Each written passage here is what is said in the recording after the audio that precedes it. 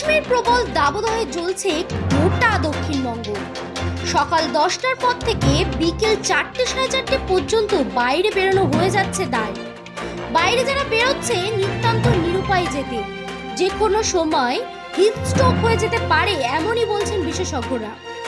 এই পরিস্থিতিতে বসিরহাট শহরের মানুষকে একটু রিলিফ দেওয়ার জন্য বসিরহাটের দীর্ঘদিনের ঐতিহ্যবাহী সাংস্কৃতিক সংস্থা বসিরহাট সাত্ত্বিক গতকাল বেশ কিছু মানুষের হাতে ঠান্ডা জলের বোতল তুলে দিল। প্রখর রৌদ্রের তাপকে উপেক্ষা করে সকাল 10টা থেকে দুপুর 2টো পর্যন্ত চলা এই কর্মসূচিতে 500রও বেশি মানুষের হাতে ঠান্ডা জলের বোতল উপহার দিল বসিরহাট সাত্ত্বিকের সদস্য এবং সদস্যরা।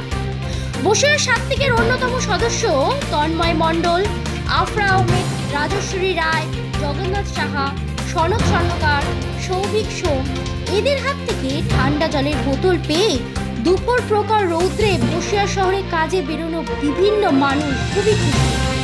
প্রখর রৌদ্রকে উপেক্ষা করে বসিরহাট সাত্ত্বিকের সদস্যরা কর্মরত সিভিক পুলিশের হাতেও জলের বোতল তুলে দেয়। বসিরহাট শহর থেকে খবর এখন বাংলা।